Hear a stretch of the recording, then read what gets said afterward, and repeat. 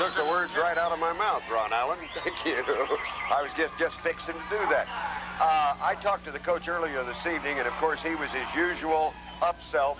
No excuses, no nothing. We're ready to play.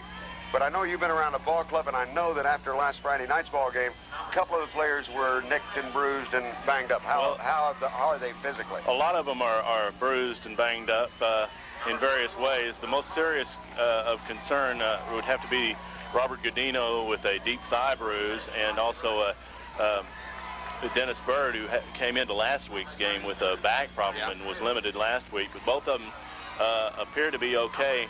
I haven't heard, I didn't talk to Coach Fight today about Godino, but Godino didn't work out very much at all this week. But at this point in the season, you don't really need to work out that much, just to get a chance to handle the ball a little bit. Keep your timing. Yeah. So if at all possible, he will play, and we certainly expect to see him out there tonight. As we talk, Benton's seniors are being introduced, and I guess what was it, 3 weeks ago, Bill, we didn't think that there was a possibility that we wouldn't be playing the game back here at C.W. Lewis Stadium. That's true. And they didn't do that with the optimism they have. They you know, it may have been as though they expected to be back here and playing a playoff game, and sure enough, here they are, and they've got a chance now. This will definitely be their last home game, and they're introducing the seniors and cheering them on. I'll tell you what, the seniors last week, I don't think anybody could overstate the part that the seniors played in last week's absolutely stunning victory over Mills. I've never seen Kelsey Dedman, for example, play better all year. And he played on both sides of the football. Yes, because of the injury to Bird. He was in there on offense as well as playing defense, and he led the team in tackles. And several of the players were playing both ways. Robert Godino coming back after injuring that thigh, and he had a sore knee last week.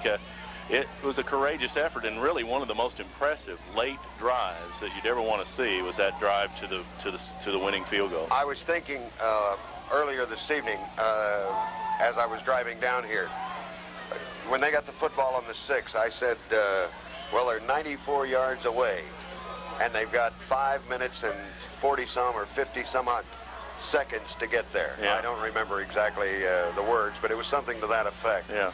And I've kicked myself all week for not saying they did it, you know, because they did do it. They drove, they took every second off the clock, they scored the points they needed to win the football game, and left Mills, which is a very, very good football team, nothing to work with. It was a tremendous drive, and something that's got to be built, a confidence builder. Although, you know, with this Benton team, they really didn't need a whole lot of confidence building. They're a confident squad, and obviously they feel that they can win this game tonight. They feel like they can go all the way, and really they're only 2 steps away from that championship game right now. Well, let's see, Fort Smith Northside tonight against El Dorado. At El Dorado. The winner of that game will play the winner of this game. They'll host them. So next week, the winner of this game will either be playing in Fort Smith or in El Dorado. And I you know, either one of them, Benton would have a chance, and they'd certainly have a motive to beat them, because last year Northside knocked Benton out of the playoffs, and of course El Dorado came in right here to C.W. Lewis Stadium late in the season this year and beat Benton on one of Benton's worst nights of the year, and they would like to atone for that, I think. Then the other game tonight has Central and Pine Bluff playing. I don't know. Central is ranked higher, but Pine Bluff has been playing very well. Very well lately, and of course that game is one of those rivalries that anything can happen, and the winner of that game will play against Southside, the winner of the Southside Catholic game, which is played tomorrow. Right. It's actually being played tomorrow because Northside's playing in Fort Smith Stadium. They only have one stadium. And McCrory is playing at War Memorial Stadium in Little Rock. Right. So all the AAA teams are playing at neutral sites this week, and so are the AA teams. All right. That gets us up to speed on who's playing who and where. So why don't we take another 60-second break, and we'll come back with the starting lineups for tonight's game between the Benton Panthers and the West Memphis Blue Devils. Anybody that is going now, they've got rain ponchos in the concession stand for $1.50 a piece. Rain ponchos in the concession stand, plenty of hot chocolate and hot coffee. It ought to be good tonight.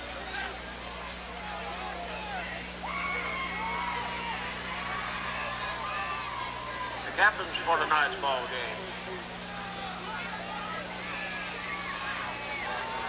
For the Blue Devils, number 42, Thomas Fleming. Number 72, Levester Beard. Number 70, Jason Nall.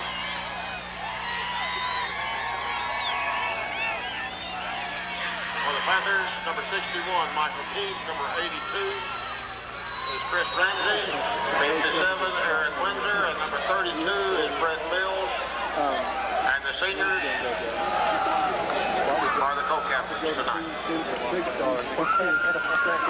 The officials for tonight's ball game.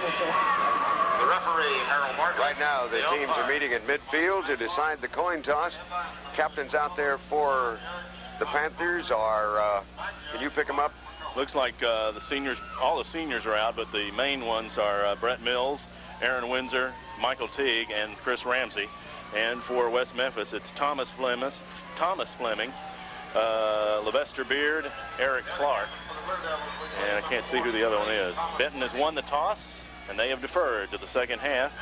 West Memphis, they have decided to receive. So we'll give you the starting lineup, the starting offensive lineup for West Memphis. Their quarterback is Nat Haston. He's 6'3", 195, a junior. Fullback Rodney Freeman is 5'7", 218 pounds, a senior. Senior running backs Tyrone Bullens and Jonathan Granger. Granger, their big gun. Bullens is 6'3", 185, and Granger 5'11", 165. Split end is Anthony Hampton, a big game breaker, 5'9", 160, and very fast. A large offensive line, Levester Beard, 6'2", 300 pounds, a senior at one tackle. At the other, Eric Clark, 6'1", 280, another senior.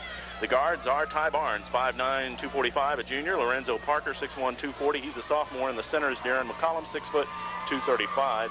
And the tight end is David Eglin, who's 6'3", 195. For the Panthers on defense, the nose guard is Greg Mundy, 6', 240, a junior. Heath Nix and Kelsey Dedman on the tackles.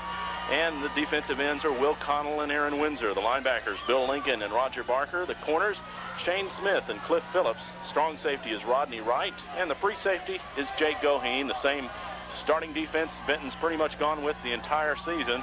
And they've been playing pretty well of late. We'll see how they handle this West Memphis, this explosive and balanced West Memphis attack. You're listening to Benton Panther football on K107 FM, KAKI in Benton, and we're just about ready for the kickoff.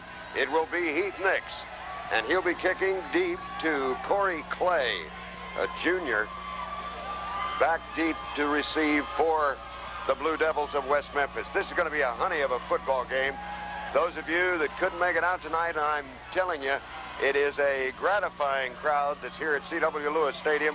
Quite a few people on hand, in spite of the fact that this is a wet, miserable, cold evening here in Benton and actually all over the state. It's a messy field too, Bill. Handling the football will be a key tonight. Turnovers be a very big factor. You're right on that. Here we go. The run up by Nix. The kick. It's middle distance. Picked up at about the 22-yard line. Out to the 30, and there he's going to be wrapped up and knocked down at the 34-yard line as coming in to make the tackle for the Benton Panthers. First of all, it was Aaron Windsor, number 57, and at the bottom of the pile, it looked as if it might have been number 42, Cliff Phillips, who was in on that tackle. So it's first down, 10 to go for the Blue Devils of West Memphis. They'll put it in play from their own 34. Up to the line of scrimmage they come. Their quarterback is Nat Haston, and he is a good one. He turns and hands off to their halfback, number 28, Jonathan Granger. And Jonathan, 5'11", 165-pound senior, moves the ball out very near the 40, a pickup on the play of about 6 yards. So it's going to be second down and 4, and we were just thrilled by a bolt of lightning that flashed through the heavens, telling us something, I don't know what. Got a little loose connection here. We'll try to work through it. Okay, up to the line of scrimmage once again comes West Memphis. 11-0 on the season, remember that. Hand off to Granger. He's wrapped up at the line of scrimmage and smothered. Hauled down hard. First man in on the tackle was Kelsey Dedman, I believe, made that tackle. I believe Kelsey was right there in the middle of it. Really wrapped him up. Bill Lincoln also got a hand in there. There were about 4 purple jerseys around the ball and the ball carrier as they threw him to the turf for no gain. So it's still 3rd down, 4 yards to go. What'll they do? Run straight, throw the ball. They have great speed. They like to go outside. Back to throw. This is Haston. He looks. He throws. It's incomplete as the receiver, who was wide open, John Collins, the wingback, or the wide receiver, slipped in the mud puddle at about the Benton 47, 48-yard line. Couldn't hang on to the football, so West Memphis will have to kick it away. It would have been good for a first down, Bill, but he threw it a little bit behind him, and of course in this mess he couldn't stop and go back for it. His feet came out from under and the ball fell to the turf. Back to punt. West Memphis, and of course it's Robert Godino, as you might expect, and Jake Goheen deep for the Panthers. Special teams, very important. The punt is short off the side of his foot, and it's going to be blown dead at about the 40-yard line of Benton. So good field position for the Panthers for their first run at it tonight. Just a 19-yard punt, and you're right, Bill. It's special teams in this kind of weather, and we've lost the scoreboard now. I guess they'll keep the time on the field. I don't know if the officials have been notified yet. Yeah, they're just now getting a chance.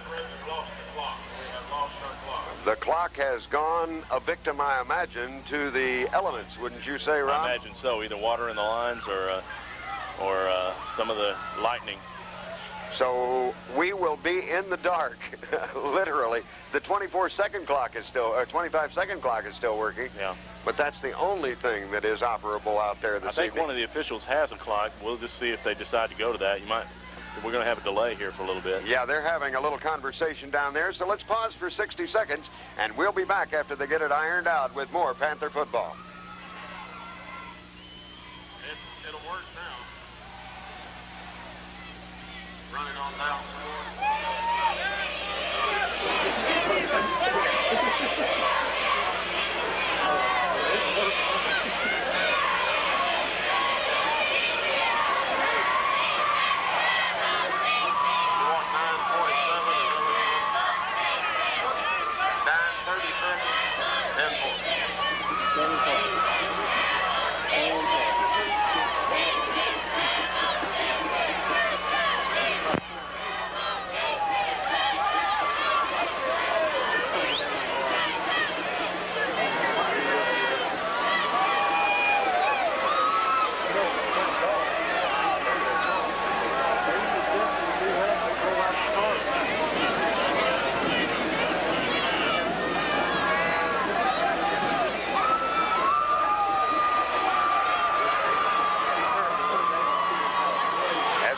To play here at the C.W. Lewis Stadium. The clock is running. It's down to 9:35. I don't know whether that's correct or not, but we'll let it go there. They say that is correct. Now 9:37 left to play. And the sky just opened up. It's really coming down. You're right. It is coming down hard. Benton with the football. It's Collett, the quarterback. He turns. Ball is fumbled, and West Memphis pounces on it. The ball was fumbled forward. The handoff was attempted to the halfback, and as he got the ball, it was on his hip. It bounced high in the air and came to earth at the Benton 46-yard line, where West Memphis recovered, and they will take over 1st down and 10. What a revolting development that was. Really, that's a tough break, and Benton's, that's something that's going to be a problem tonight. There's no doubt. Benton could use another one back. Just moving the football is going to be a problem, I tell you. It is, because just on the first play from scrimmage for West Memphis, Granger pounds straight ahead at the middle of that defensive line for the Benton Panthers, and I don't think he got a yard. Let's give it to him. Just in the middle of the field, it's so wet that it's really going to be hard for these guys to even get a foothold, I believe. And those of you who've been to this stadium know how well it drains, and tonight there is water standing almost from the 30-yard line to the 30-yard line in a big puddle. Pitch back. Well, this one goes to number 12, Tyrone Bullens, the wide receiver, the halfback who flanks out, and he moves it ahead for maybe 3. So it's going to be Well, give him 4 on the play. Call it 3rd down and 6 to go. There's 8:15 on the clock. Bullens carried that last one. He's 6'2", 185. They go 6'3", 190, 5'7", 218, 5'11", 165 in that backfield. It took a lot of gumption just to pitch that ball. I guess West Memphis is going to just try to run their offense normally. It looks like they're in a passing formation now. It does. Back to throw goes Haston. He looks. He's got a man. It's complete. But the man is tackled short of the first down. The halfback. Big hit by John Brewer there. Tyrone Bullens was the man who caught the football, but he's going to be short of a first down. And it's going to make it 4th and about a yard. Looks like he maybe got 4 on that play, but they're going to measure. They don't want to take it by eye, so they're going to bring the chains all the way across the field before they make a definition as to whether that was a first down. Good catch, good throw, and a great tackle. Very good. He hit him right as he came down with the ball and squared up and really blasted him, and he was going nowhere, and it may have saved Benton a first down here. And I don't know, in this position, West Memphis may want to try and go for it, and especially on a night like this, anything you can get going offensively is going to be a bonus. Many years ago, there were coaches that had the philosophy on win nights like this. You ran 2 plays, you didn't do anything, you quick kicked, and you just kept doing it until somebody made a mistake. Right. And they're going to place the chains. Let's look. They're about, a good yard, half a yard short. So it's going to be 4th down and 2 for West Memphis when they come back to the huddle and come out of the huddle to the line of scrimmage. West Memphis is decked out tonight in their white road uniforms that are quickly turning muddy brown. They've got white helmets with red and blue stripes on them, blue numerals, and of course Benton is in their traditional home maroon with the white numerals, gray trousers. Up to the line of scrimmage comes West Memphis, and Benton didn't even look like they were going to try to kick the football. Everybody's up pretty tight to the line of scrimmage. The only man deep is Jake Goheen, as West Memphis is waiting for him to set the sticks and get ready to go. 4th down and about 2. And it's West Memphis football, and a big play already in this game. Anything you establish offensively at all, and of course a 4th down play really sets things up for you.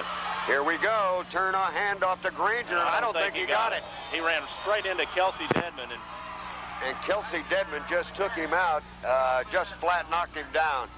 I don't believe he got it. Kelsey Dedman's coming to the sidelines. He thinks it's too short for a first down. They don't even measure.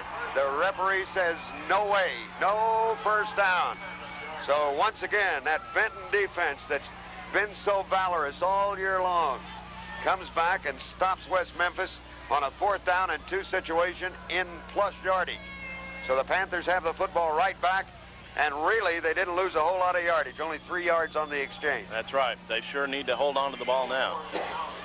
1st and 10 from the Benton 37. We have a whistle before anything else can get started as the clock has gone down again. And it's blinking off and on.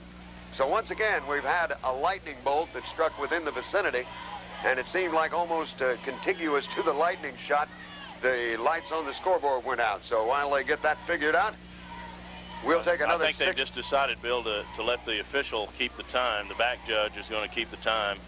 All right. I don't know. You might want to. Let's see. We'll hang on to it for a second here to see what they're going to do. They're notifying each bench. Yeah. So if they don't get the scoreboard back, quite honestly, we'll be in the total dark as to how much time is on. They'll be notifying the benches, but from our vantage point here high in the broadcast booth above C.W. Lewis Stadium, it's going to be difficult to define what they tell the coaches on the sidelines. The officials for tonight's game, and their tough situation has just gotten tougher.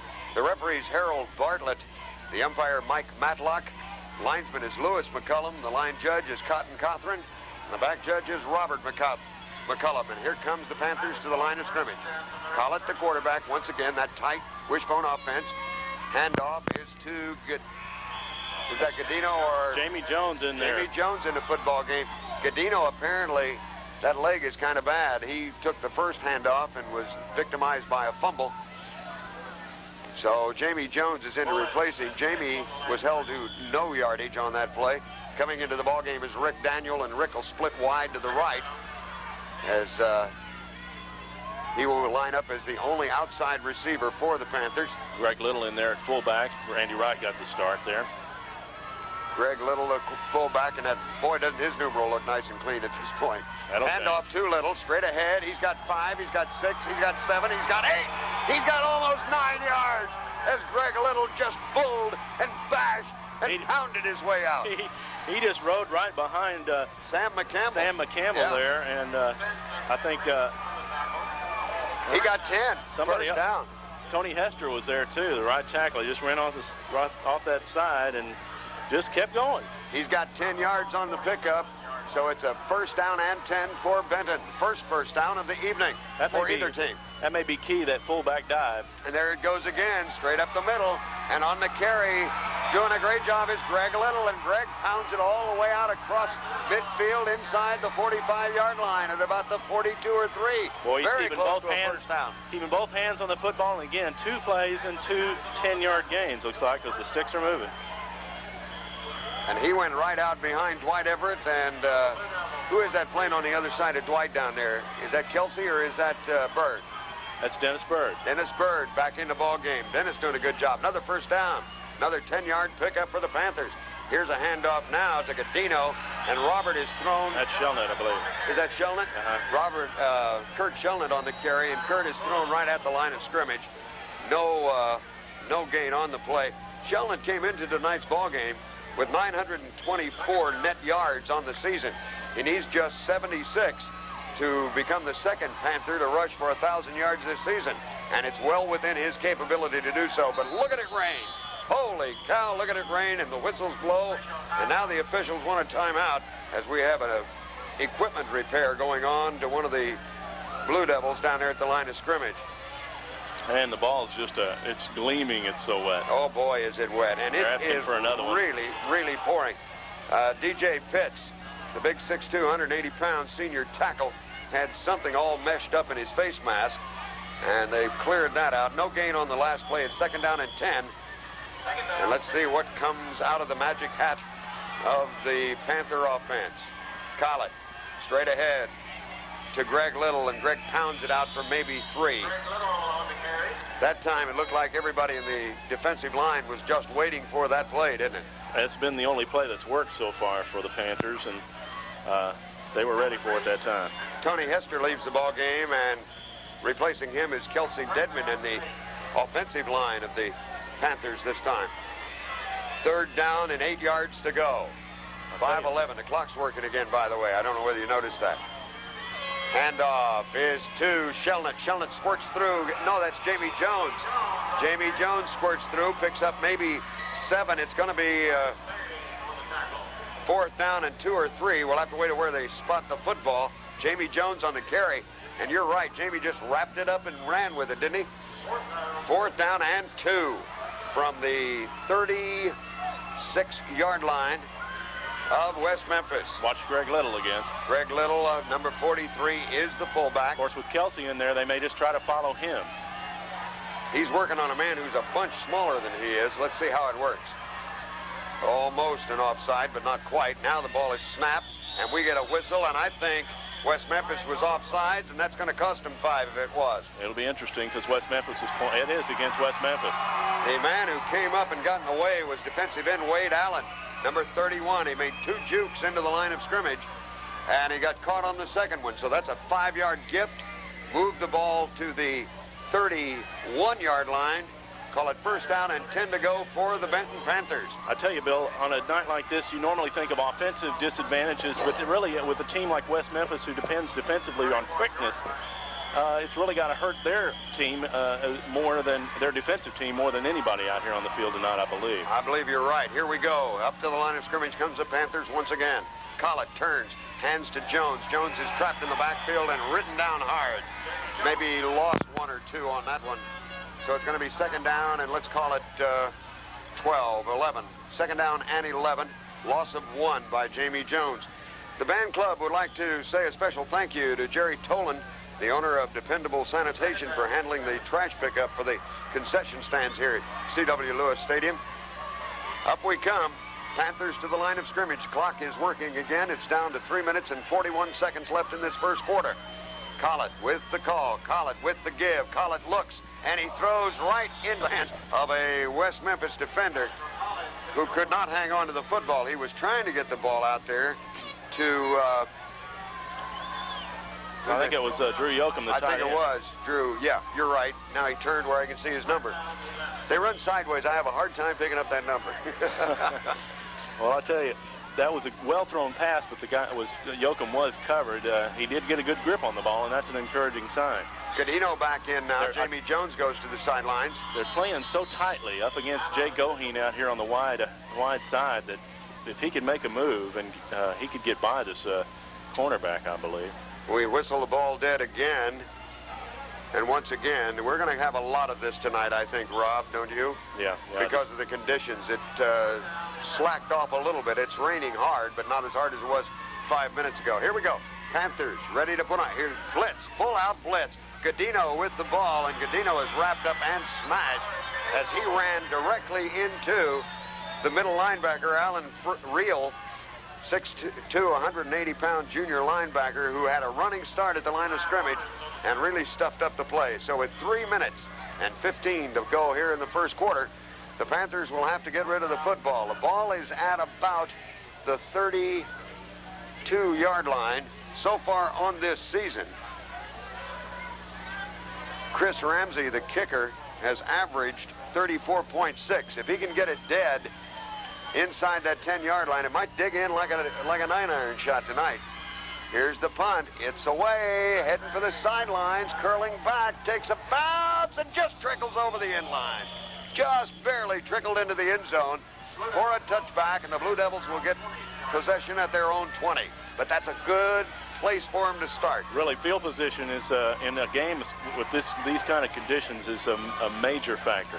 Any mistake down here could cost you a shot at moving on in the playoffs. That's right. Here we come. Blue Devils to the attack. The Benton Panthers, of course, on the defensive side of the ball. Up they come to the line of scrimmage. And let's see. Here we are. Had a little technical difficulty we're trying to straighten out. It's local here. The quarterback with the football. That's Nat Heiston. And he fumbled. Ball's on the ground. I think Benton picked it up. Let's see who's got it. Benton's got the football, and coming out from the bottom of the pile with the football, it's Heath Nix. Heath Nix was the man on the spot who recovered the turnover.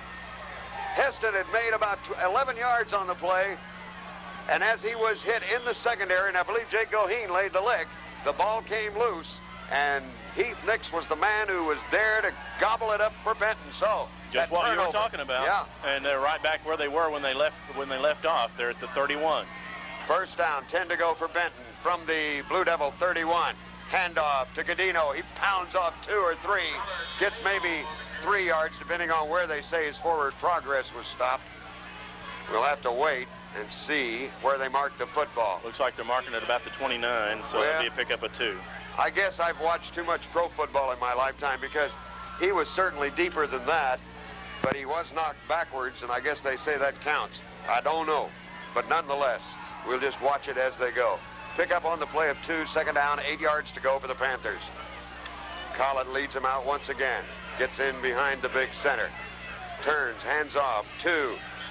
On the handoff, that was Randy Wright. Randy followed some pretty good blocking on the left side. Never really had much footing, but he did wedge the ball out, and that's basically what they're doing, just wedging it out, isn't it? Picked up 3, so it's going to be about third down and 6, they're calling it, so give him 2 on that one. Third down, 6 yards to go. Wide to the right comes Jake Goheen.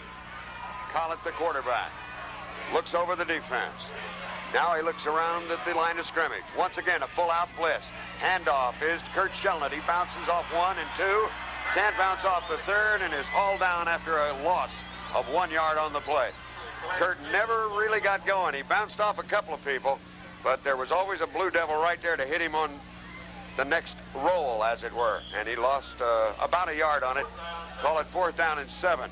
Really, last week, Benton kicked some field goals, but in this quagmire, it's really going to be difficult, so they're going to go for it on 4th down here. I was watching Godino knock him in from 42 and 43 yards, so maybe we'll just have to wait. We have a timeout for another equipment repair as they are working on one of the Blue Devils helmets. And what happens is they hit the ground and they just literally plow up dirt out there. Yeah. And then they have to change the ball because it's gotten wetter. As it's set there unattended on the ground. It's not exactly like it is in the NFL where they put the little towel over it and change the ball after every play. They try to put a towel over it, but all the towels are soaked. There's a limited number of balls. Yes, there are. Here we go. Panthers at the line of scrimmage. What'll they pull? Collett wants to throw. He looks. He throws the timing pattern. The defender went down, but the receiver, who was Goheen, cut toward the middle, and the pass was thrown at the flag. Boy, if he'd have noticed that Goheen had cut off the pattern and come back over the middle, he would have had him all wide open because, again, as you said, the defensive back did fall down. Fell down flat, as a matter of fact, and but they missed connections on that one. But that one might work later on. They'll probably put that in the back of the mind someplace to use later. So with 24 seconds left here in the first quarter, it's 1st and 10 for the Blue Devils. They'll put the ball in play from their own 32-yard line. Straight ahead handoff, and really working hard, wedging the ball out on the carry for the Blue Devils was their fullback, Rodney Freeman.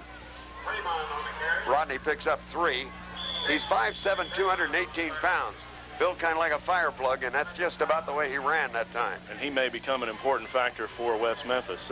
Looks like an injury on Will Connell holding his arm, and he's coming off the field, being replaced. I think it's John Brewer's going in the game. He's holding on to his right arm, just above the wrist. Might have jammed it.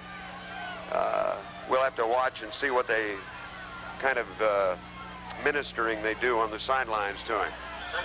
Second down. 9 seconds, 8 seconds. I don't think they're going to get this play off.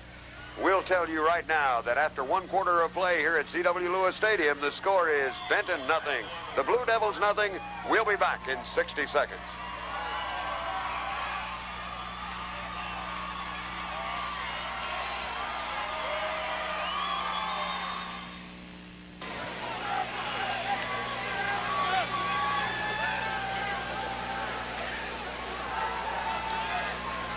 Second down, 6. From their own 31-yard line.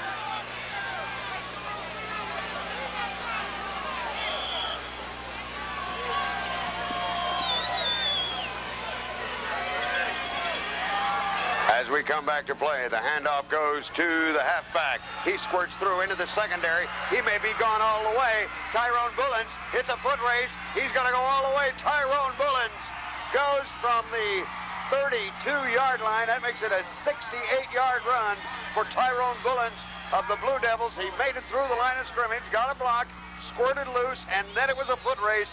And Tyrone Bullens, the 6'2", 185-pound senior, goes 68 yards for the first score of the game and puts West Memphis on the board with the first play of the second quarter.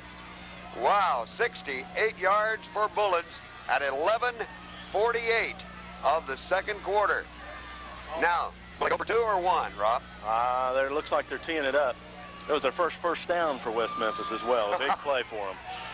Well, breaks every time they seem to happen, don't they? Yeah, but Benton's been behind before. It seems like they get behind in every game they play. So, snap is down. The kick is muffed as it bounced into the ground on the kick. So the score will stay at 6-0 in favor of West Memphis. The West Memphis Blue Devils leading the Benton Panthers, but worry not. Benton's been here before and come back. And we'll come back with more Benton Panther football in 60 seconds.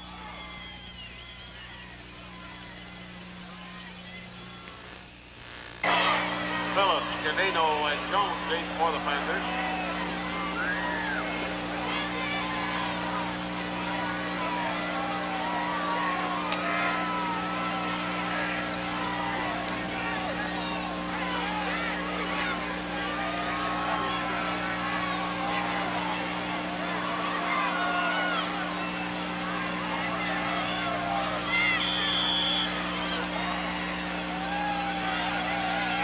Here's the kickoff after the Blue Devil touchdown.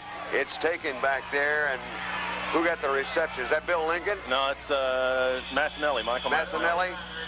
I saw the 4 and it looked like a 0, but you're right. It was a 4 and a 6. Michael Massinelli on the return. He was a short man. Took the ball at about the 20-yard line and brought it back out to the 30. So it's first down and 10 for the Panthers from the 30-yard line, and we have a Blue Devil on the field. I was interested while the timeout was going on, Rob. I was watching Dwight Everett down on the sideline, and Dwight knows the importance of this ball game, and he was really working hard to get everybody pumped up. Well, he's a senior, and he wants to keep playing. He wants to keep this season going, and certainly Benton has every capability of coming back and winning this game. They were down 12-3 at half last week. They've been down many times. And, like Coach Fine said, you know, we let them score first. That's no big thing. That just gets them started, right? You betcha. We have an injury on the field. One of the West Memphis players is down. So while we have a timeout for the officials, let's take 30 seconds for this message. Now it's Glenn Stevens shaking up on the last play. Glenn Stevens. 100 ball first and 10 from their own 30-yard line.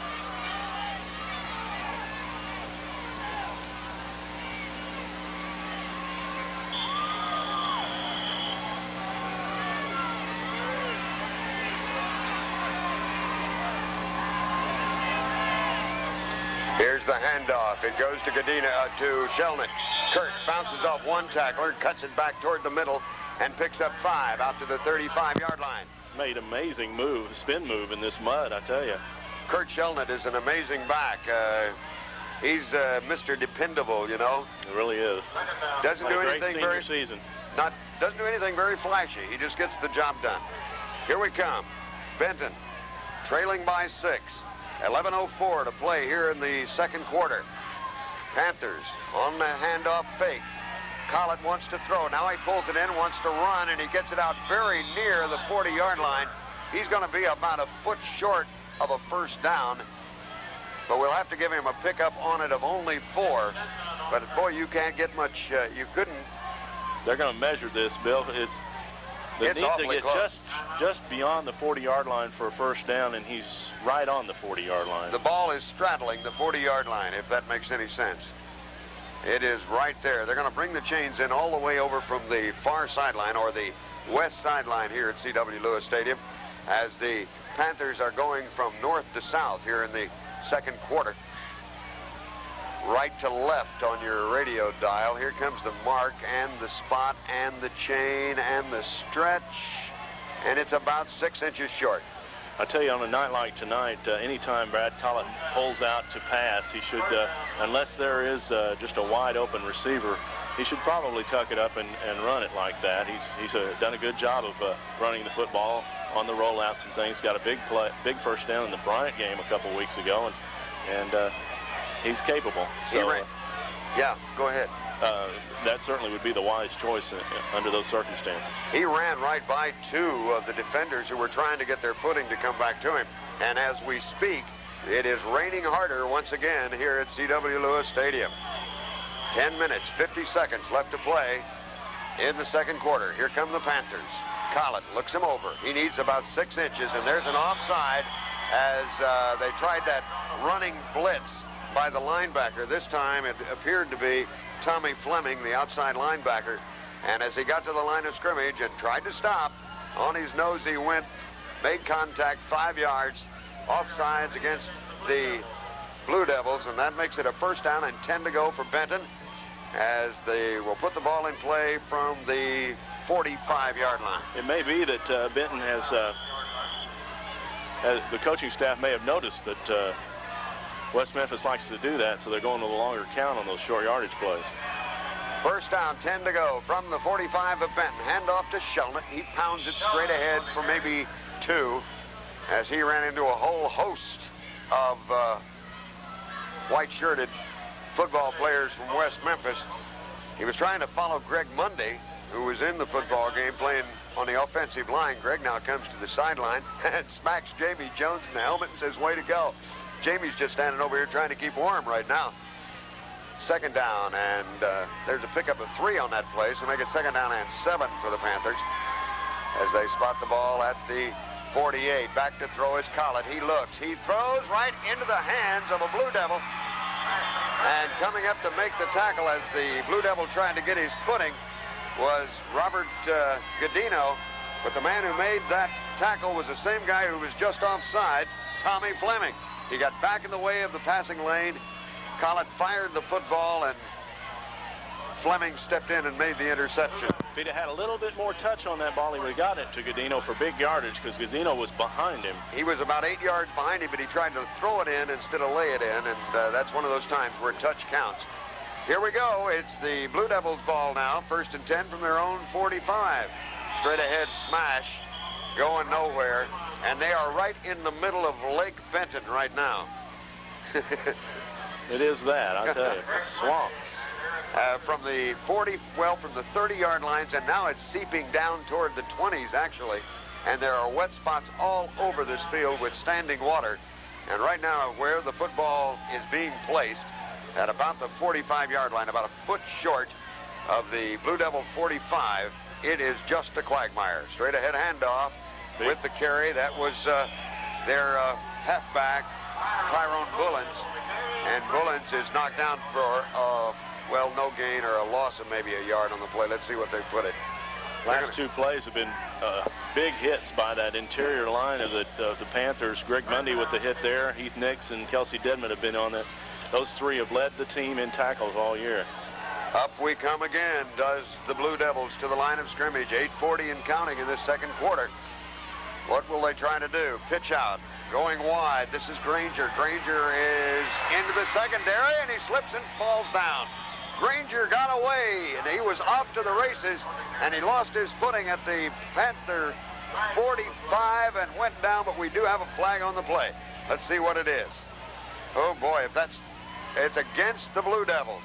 That's a big play for Benton, I'll tell you. Man alive, he had a 15, 16-yard pickup, didn't he? Yep, down to about the 38-yard line. And that made it about 17 yards then, didn't it? So they're marking off. Let's see where they go with it. The line of scrimmage was the 44-yard line of the Blue Devils. The ball was taken all the way back. It's a 10-yard mark-off, I believe, isn't it? It's a strange mark-off is what it is. I don't know where they got the line of scrimmage out of that, but it's gone back to their own 38. It's about 8 yards, isn't it? The way they marked it off. 7 must have yards? been on the marked it from the line of scrimmage. I don't know. I don't know, but anyway, it is a 3rd down and a bunch. Now we get another whistle, and we're going to have a conference. Maybe somebody asked for a new football. That's what they wanted. You could probably ask for a new decision on where that penalty where that spot is. Of course, they must have marked it from the point of the foul. Yeah, but a 5-yard penalty, that really doesn't make any sense. Well, it's about 7 yards. Yeah. Is what they marked off. I do not understand the rules enough to comment on that kind of a mark, but it does look odd, I must say that, in all deference to West Memphis. Up they come to the Blue Devils. They need a bunch, about 3rd down and 17. Straight ahead handoff once again to their big halfback, Tyrone Bullens. And Bullens bowls his way across the 45, picks up the 7+3, and that would have been a big carry as he gets about 9 yards on it. But now it becomes 4th down and a long 8. So the Blue Devils will kick it away. Who does the Panthers send back deep? That looks like Bill Lincoln going back deep. It's Goheen. Is it Goheen? Uh-huh. Jake Goheen, you're right. I noticed the gloves finally. I looked at them. Yeah, I'm not sure that what that means. Usually they send back Godino as well. But Jake Goheen is back there by himself. Driving rainstorm now. Once again, the rain really coming down. The ball is blocked, and the Panthers are trying to get on it, and I believe they recover at the 25-yard line of West Memphis. And the man coming in to make the block was number 36, Greg Mundy. Greg Mundy got the block. That was quite a play, I tell you. That's the kind of thing that can happen on a night like this and turn the ball game around. They've got the ball now at the 25 of West Memphis, and they really need to take advantage of it. Greg Mundy got the block. It was the big guy, number 60, Kelsey Dedman, on the recovery. Holy cow, what a turn of events. 1st down, 10 to go for the Panthers at the 25-yard line of West Memphis. Collett, the sophomore quarterback, hands it to Godino. Godino bangs off a man and rolls around, rolls off a tackle, actually. He was hit about a yard across the line of scrimmage and didn't come down until he picked up 4. That's Robert Godino. One man, it's just almost impossible for him to bring him down. That was an excellent tackle on him, and yet he spun away, and the guy kept a grip on him, but he gained another 3 yards, like you said. That was vintage Godino running, sore leg and all. What a courageous young man. 2nd down, 6 to go. Pick up a 4. Collett, the quarterback, turns, hands off to Shelnut. Kurtz into the secondary, and he's still banging inside the 15, down to about the 12-yard line. Kurt Shelnut was tackled, turned around, and he still kept turning. Great job of blocking on that by Dwight Everett, and I believe Michael Teague on that side. David McGee was in there, doing a great job. Excellent blocking up front, but what an effort on the part of Shelnut, who picked up maybe 3 or 4 more yards as his back was to the goal line. West Memphis wants to talk it out. We have a timeout on the field. 5:21 to play in the first half. 6-0. West Memphis over Benton. We'll be back in 60 seconds.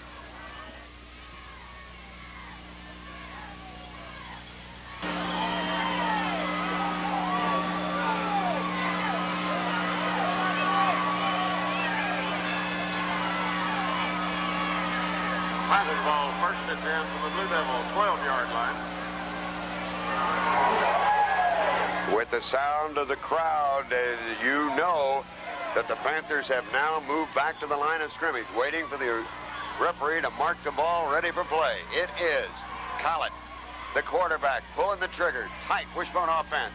Handoff to Godino, and Robert is stacked up after a pickup of maybe 2 or 3, and he made it all running it upstream against the tide. There was nothing but tacklers in front of him that time. Godino gets up slowly, but he's making his way back to the huddle. Now it's the big guys, Yoakum and Deadman, go in on offense. Coming out for the Panthers is Tony Hester. And likewise, West Memphis bringing in some big beef, too. I tell you, the way West Memphis is gambling, shooting the gaps on these, if you pick the right spot on a blast play, you can go a long way. Offensive movement down on the goal line. Both sides moved. I don't know who they'll call it on. I imagine they will call it on Benton because... no, they're calling it on West Memphis because they were in the neutral zone first. Oh, my. Dennis Bird was... Really, the play is dead once somebody gets in the neutral zone. Oh, they're calling offsetting penalties. I thought so, because it looked like Bird and the other guy got in there pretty simultaneously. That's true. Well, that's good. Just count that one off. You got to have a penalty. There's nothing like offsettings at this point of the game, right? Here we go. 2nd down, 7 for the Panthers. The ball at about the 10-yard line, just a little inside. Handoff. This is Shelnut. He kind of moved and looked for some place to go, had no place to go, but he cut it back inside and picks up another 2 or 3. Coming out of the ball game is Monday. Going in once again for the Panthers is Brian Holzer. So it's going to be a 3rd down and 6. You know this is 4-down territory. You betcha. Actually, you know, I was hoping Kurt would just keep going outside that time. I thought he might have made it. He had some room, yeah. Anyway, the choice has to be made. Here's a looking to throw. It's complete to Godino. He's inside the 5. He's knocked down at about the 1-yard line. That's going to be a 1st down, too, Bill, I believe. I believe you're right. A little swing pass to the left to Robert Godino from the quarterback, Collett. That was a good decision by Collett, too, because he had initially looked for, I believe the tight end was in that zone, going deep, clearing out, and Collett was his 2nd receiver, and he found him, and Godino was his 2nd receiver, and he shook through one tackler and got down to 1st and goal at the 1. And Godino ran vintage Godino again. He was hit a couple of times before he got to where he was ultimately stopped. 1st down, goal to go from the 1-yard line. Here's the handoff. Robert Godino up and over, touchdown Benton. Robert Godino did a swan dive from the 1-yard line and landed 3 yards deep in the end zone, and we're all tied at 6-all. Boy, that's courageous, I'll tell you, because if he's hurting as much as he has been the entire week, he just sacrificed himself there, score that touchdown. And now Heath Nix will have a chance to put the Panthers on top. He's more of a conventional straight-ahead kicker, perhaps he won't have as much trouble getting the kickoff as West Memphis' kicker As would a did. sidewinder do, which the West Memphis kicker is a soccer style. Heath is straight on. It's all in the snap. Goheen got it down. Heath got it up. It's good. Heath Nix tacks on the extra point, and the Panthers go ahead 7-6. Ranger, yep, and Hampton deep for the Blue Devils.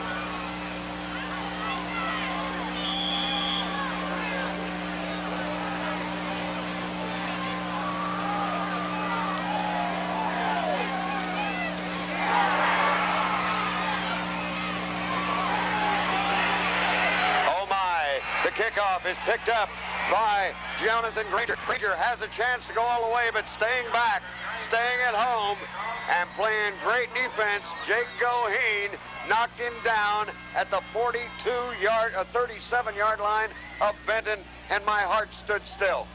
I have to tell you the truth. Granger picked up the ball as it was on the ground. It had been touched early.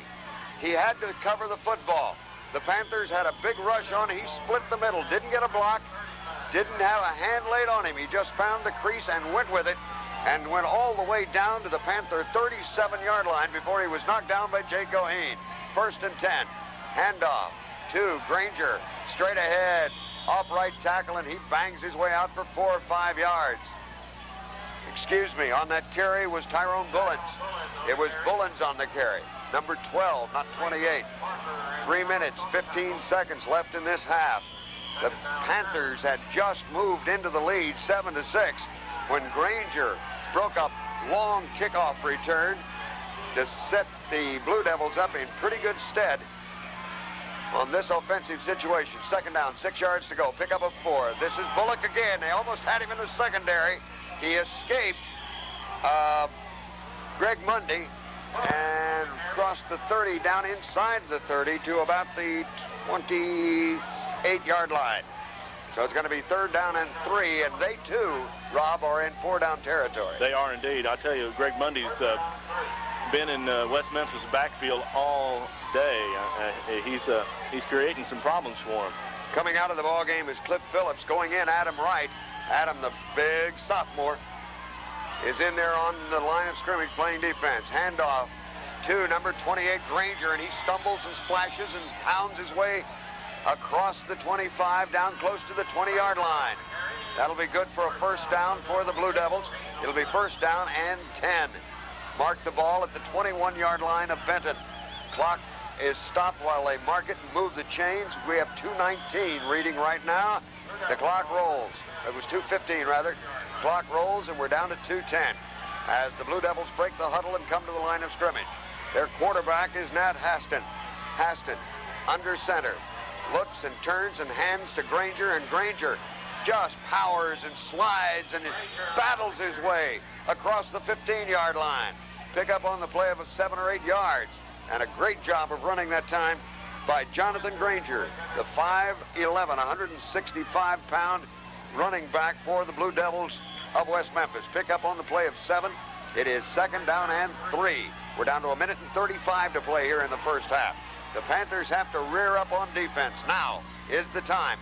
Handoff is to Bullens. He hits into the line of scrimmage, gets away from one man, but he can't get away from the sure tackle thrown in there by number 42 of the Panthers, Cliff Phillips. What a good job Phillips did there. Several of the Panthers did a good job on that play. He's stringing that play out. He was supposed to go off tackle on that play, but it was clogged up in there by Kelsey Dedman, and then he got outside, and it was, I think it was the defensive end on that side. Looked like Roger Barker forced him out further, and then Michael Teague's in there on defense as well, and he caused some problems. They strung it out, and finally Phillips was able to bring him down. We've got 1 minute and 18 left to play in the half. We have a timeout on the field. 7-6 is the score. Benton over West Memphis. Let's take this 30-second timeout.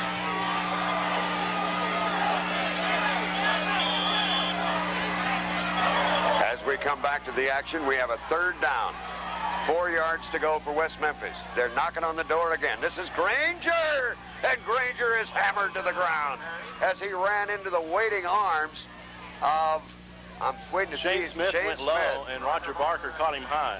It was Shane Smith who opened up his arms and said, "Come to Papa, honey." And then Roger Barker came up and belted in, and we had a knockdown on the play for no gain. We have another timeout on the field. It's 4th and 2 now, and they want to talk about it.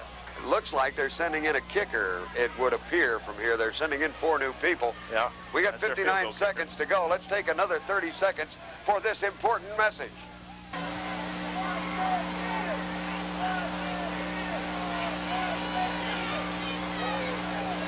I don't know if they've sent in a kicking team or not, Rob, but if they have, I think I would be leery of it. Lance Berry is their field goal kicker, and he's set the tee at the 20. It'll be a 30-yard field goal attempt if they decide to kick it, but they only need 2 yards for a first down, so I'm sure Benton will be wary. It is 2 or 3. 4th down and a very long 2. 59 seconds left to play in the first half. They had trouble getting the last one off, so we'll see what happens. He is a soccer-style kicker, and he needs a good plant with that left foot, and that's tough to do on a muddy field. Here we go, down to 16 on the shot clock. Here's the snap. The hold is good. The kick is away. The kick is perfect. The kick is perfect by number 85, their kicker. What did you say his name was? Lance Berry was the kicker, and he got a good plant, good hold, and kicked it through. Just got inside the right the upright, and it's 9-7 now in favor of West Memphis. About 32 yards, I figure. Is that what you had? 30 yards. He 30 yards. Set it right at the 20. Okay. 30-yard field goal. That makes the score now 9-7 in favor of West Memphis, and we're already out on the field ready to tee it up and kick it off. No time off the clock, so we're still at 58 seconds left to play in this first half. Should they kick the ball into the right arms? Who knows what could happen? A slip, a slide, a break, a bit of undigested mustard, and miracles do happen. 58 seconds left here in the first half. Robert Godino is the deep man. Jamie Jones is short to his left, and to his right is Cliff Phillips. The thing on a kickoff, Bill, is that they have to whoever receives it has to have pretty much a straight line. They have to clear a straight area for him. Any cutting is really tough. Yeah, on this kind of a field, you're right. The kick is away. High, wobbly. It's to Godino. He pulls it in at the 10. He's at the 20, the 30. The 30-yard line is where he's banged to the ground. And Robert just lowered his shoulder. Number 86, William Lard, came up to meet him, and he pounded into him, and Lard did not give. And down went Godino, and it is first down. 10 to go for the Panthers. 50 seconds on the clock and running, and they're 70 yards away from a touchdown. So let's see if they play it safe and go in down only by 2, or if they actually try to score. I tell you, the way they're playing Goheen out here with one man all by himself, it's got to be tempting to try and throw it. Just loft it up and let him try to make a break on the ball. The man who was defending him, here's a pass to Goheen, and he steps out of bounds as he crosses the 40 out to the 41 or 2-yard line. So it's complete for a first down. Pick up on the play of 12 as Collett fired that little timing pattern, and Goheen was Johnny on the spot, plucked it in. They were playing him awfully soft that time. They may draw that defender up a little tighter in defense. That time they as well, they cut that play off. He stopped and looked for the ball instead of just letting him run under it.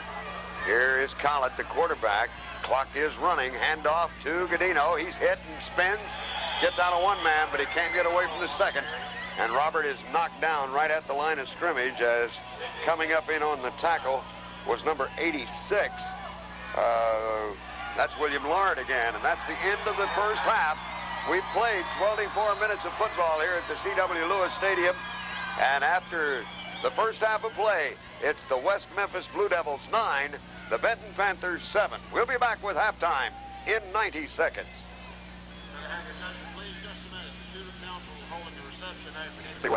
Well, both teams are out on the field. As we are getting ready, they have had the decision on what to do. And I would like to say this, if I may, and I hope that you won't think I'm sounding maudlin, but win, lose, or draw tonight, I think everybody who follows the Benton Panthers can be very, very proud of this football team. You got to remember, way back in August, this was a rebuilding year. Some rebuilding year, folks. They're 8-3, in a good position to go 9-3 tonight and move into the semifinals of the state championship playoff. That's a tribute to your young people. It's a tribute to the families and the parents and the community, and it's a tribute to Dwight Fite and his coaching staff. I second that. Okay. I believe in these young achievers, and I'm not the least little bit ashamed to tell everybody I am. Benton has a rare program, and some folks probably know how I feel about it because I wrote about it this week, but it's a rare thing that the priorities they have and the way they accomplish the things that they do, and win or lose, it's a positive thing for this community and for these kids, and they're certainly to be commended. By the way, the young man Scott, who's up at Arkansas. Yes. Did you hear Scott Long? Did you hear Kenny Hatfield wax poetic about him today on his radio show? No, I didn't. Oh yeah. He says he's going to be a good one. I tell you, Randy Russell too. And he also waxed poetic about Randy Russell. He and John Williamson, the linebacker from Joplin, the freshman, they're both redshirting this year. But somebody said something about them both of them starting next year. Yeah. Here's the kickoff. It goes back to Godino. Godino breaks it up the middle, and he's powdered. Oh, he had to get by one man. He didn't do it. As coming up to make the tackle was number 55 for the Blue Devils, and he is Grant Maxwell, and a junior guard who plays on the special teams. And he and Robert Godino had a crunching encounter at about the 33-yard line. They both went down in a heap. Robert held onto the football, though, fortunately. So it's first down, 10 to go for the Panthers as we begin play here in the second half. Up to the line of scrimmage they come. And again, they're playing really tight up on Goheen. Dwight Everett leads him up. Collett's going to get pulled down from behind, and he is really smacked as they try to wrestle the football away from him. He was hit and down, and two more jumped on him wrestling the football. Go ahead. It really looked like it was a late hit to me, but they didn't call any foul. It did. It's an option play that time with nobody trailing. It's almost like a bootleg for Collett. Ty Barnes was the guy who came in from behind to make the tackle, and he had him zeroed in all the way as Collett was trying to read and really not running very fast. It's a loss on the play of 1. It's second down and 11. Collett hands off to Godino, and Godino into the middle. He's still on his feet.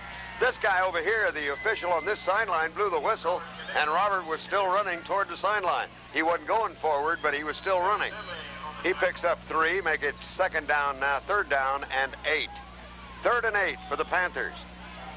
And into the ball game comes Jake Goheen with the play. Jake splits wide to the right. Boy, well, now they've dropped back in a little bit of coverage. Single still on Jake, but they do have a little more deep coverage this time. Handoff to Randy Wright straight up the middle. We get a whistle, and I would say that might be a holding penalty or a face mask. It's got to be one of the two. There's something on Benton. I think the officials called something on Goheen out here blocking. Is that what it was? An illegal chop block on Jake? Some kind of penalty out here, but it'll be declined because there was hardly any gain on the play. There was a pickup of maybe 1, and I missed the signal. Yeah, it was a motion penalty against Goheen. So the Panthers will kick the football away, and in to do the kicking, of course, Chris Ramsey. Chris had one that almost died at about the 1-foot line earlier this evening from 30 yards out. Now he can let it go full bore, but remember, his footing will be treacherous. Late, but he got the kick away, and he was really smothered. The ball is in across the 50, across the 45, and it rolls dead at the 43-yard line of the Blue Devils. And field position is going to play a big part in this second half, and that's a break for the Blue Devils because they get a good point to begin their first offensive thrust of the second half. Not as good as it might have been if they'd have blocked that kick, and they came pretty close. Well, they did. Chris Ramsey stayed in with his head down and got the kick away, however. Cliff Phillips in the ball game. Also in there is Rodney Wright, the regular defensive unit for the Panthers. Up to the line of scrimmage comes the West Memphis Blue Devils. Handoff is to Tyrone Bullens, and Bullens is gone, folks. Nobody's going to catch him. He's going to go all the way for the touchdown. Tyrone Bullens has just popped it for 57 yards. Tyrone Bullens with his second long run of the night. Bullens, 57 yards for the touchdown. And just like that, the score goes to 16-7 for West Memphis. Ooh, didn't need that. Didn't need that one, Rob. He broke through, just kind of loped along initially, and when he broke through, nobody really laid a hand on him.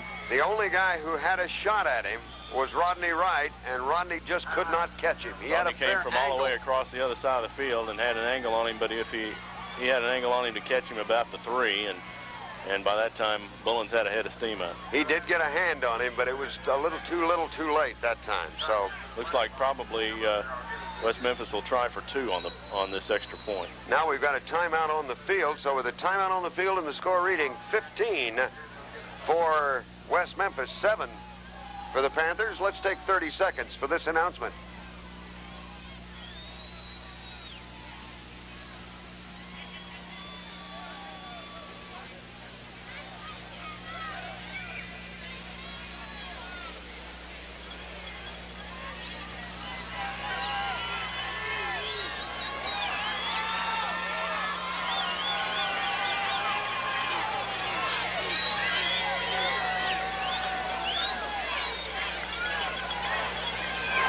Patrick called it. They're going to go for 2, are the West Memphis Blue Devils. This is the kind of situation, though, that the Panthers have been pretty tough all night. This 3 yards needed for something. Up they come. Here's the handoff. Nope, it's Hessen on the fake, and he's going to roll in on a naked reverse. Haston rolled in on a naked reverse to score the extra point. Good call, good play, good execution. A PAT goes to number 10, the quarterback, Nat Haston, and that makes it 17-7. And that's big because with a touchdown and a 2-point conversion, the Panthers could have tied the ball game. Now they've got to score twice. Good decision by the West Memphis coach. It was one they had to make, really, because they wanted to get that full advantage, that full 10-point advantage, because 9 and 8, either way, if an extra point or not making it would be about the same. Yeah. As it is, we will see the Panther offense back on the board. 9:23 is the time on the clock. Boy, that was quick in the 3rd quarter. As the kick is away, it's a low sailor. It skips, hops, and rolls down. Godino misses it and picks it up and finally gets a hand on it. And he's trying to get outside at the 20, but he's going nowhere as he's knocked down. He had the ball at about the 15, 16-yard line, trying to get away from a couple, but had trouble picking up the football. Finally got a handle on it and got it back to the 20, where it's 1st down and 10 for the Panthers. And they've got 80 yards to go to get back into this football game, but fear not, they are perfectly capable of doing just that. Up they come, the Panthers do, to the line of scrimmage. Dwight Everett, the center, leads them out. Brad Collett, the quarterback. Tight wishbone formation. Tight defensive alignment. Handoff straight ahead to the fullback. And I can't see who's on the carry. Is it Wright? Little on the carry. Greg Little on the carry. And he got maybe 2 as he was hit, stacked up, stood up, and pushed sideways. He really didn't go down easy, but after he was hit, he didn't make much yardage. Give him 3 on the play, they say officially. It's 2nd down and 7 now. Into the ball game for the Panthers comes Randy Wright now, as Greg Little makes his way to the sideline. He's mad at himself because he got tackled. He thinks he should have gotten more. That's good attitude. By golly, anytime you're not happy going down, there's an offensive mistake by the cornerback. I believe that was number 31, wasn't it? Glenn Stevens, as he jumped across the line of scrimmage. So that 2nd down and 7 is going to become 2nd down and 2 as they walk off 5 yards. Yeah, they do charge that line of scrimmage, don't they? They're trying to be aggressive. 2nd down, 2 to go. 8:09 left here in this 3rd quarter. Once again, the Panthers come to the line of scrimmage. They're ready to put the ball in play. Long count. Turn. Handoff. Fake. Back to passes. Collett. He throws it directly into the hands of number 80, the defensive back, Anthony Hampton, who cut in front of, I believe it was Jake Goheen going wide. He had Drew Yoakum short. He threw the ball over Yoakum's head looking for Goheen, and coming up to make the interception was Anthony Hampton. And boy, that'll take the wind out of your sails. We have another Blue Devil down on the field, so we have a timeout for an injury on the field to score. 17 for West Memphis, 7 for Benton. 7 minutes and 59 seconds left in the third quarter. Let's take this 60-second commercial break.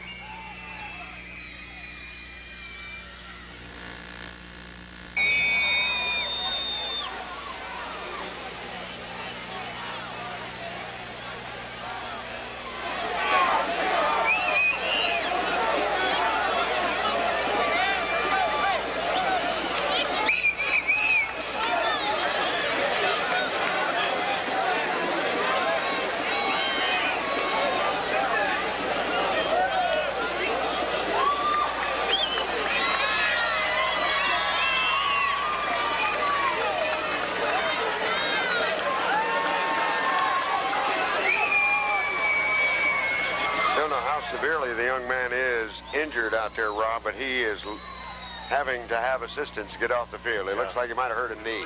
Yeah, he's really hurting on that side, really limping off. They have the injured player to the sidelines. Benton. We cannot identify him. I have no numbers. Go ahead, Rob. It's a little muddy there. He was laying in a pile, in a puddle there. Benton's defense now needs to come up with a big play, with a big series of plays. I was just thinking, you know, it's time. Can't afford to get down now, but if any score now puts Benton way behind. I was just thinking it's time that they got one really good break. They really haven't had a good break all year. Handoff is to their big running back, Granger rather, and Granger pops it ahead behind, well, good but not overwhelming blocking. He was just very picky about where he ran, and he takes the ball for a pickup of 8 on the play, down to about the 25-yard line. So it's 2nd down and 2. 7 minutes and 31 seconds left to play in the third quarter. The Panthers need a big, big play on defense right now. And we get a whistle and a timeout called for equipment. Just a loose strap there. Granger had a loose strap and was adjusting it.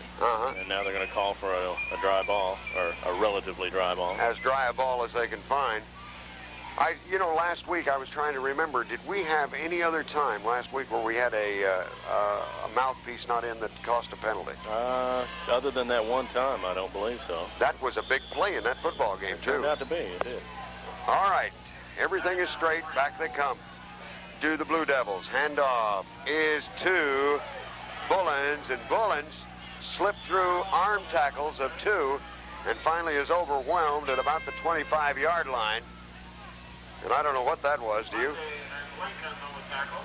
Billy Mundy, Greg Mundy rather, and Bill Lincoln came up to make the tackle, pick up on the play of about a yard.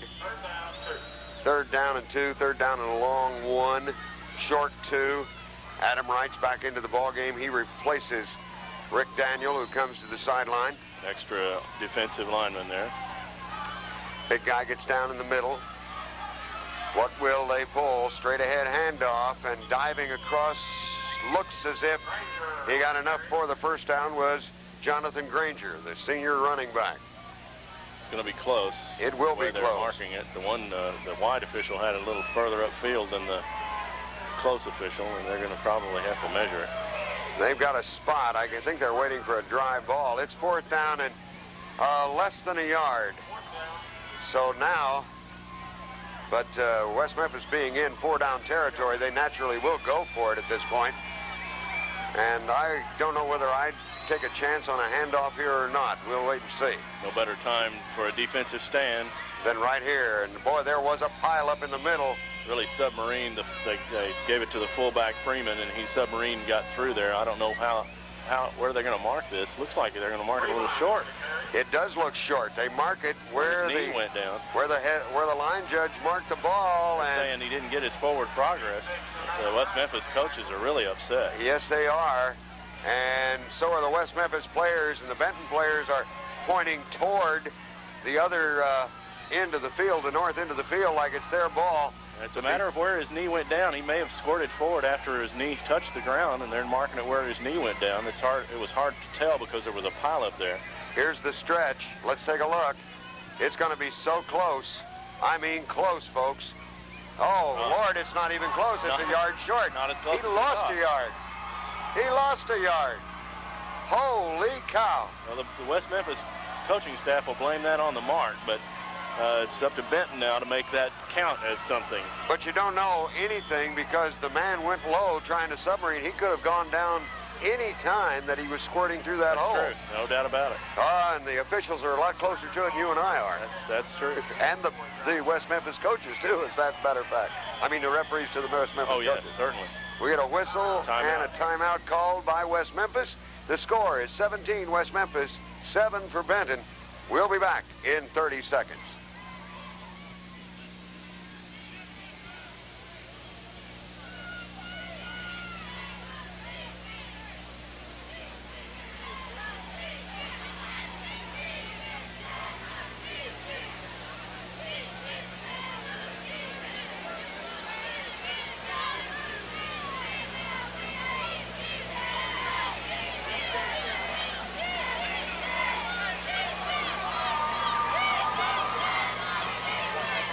You know, Rob, I think of all the jobs that are in sport, the one you couldn't give me is an official.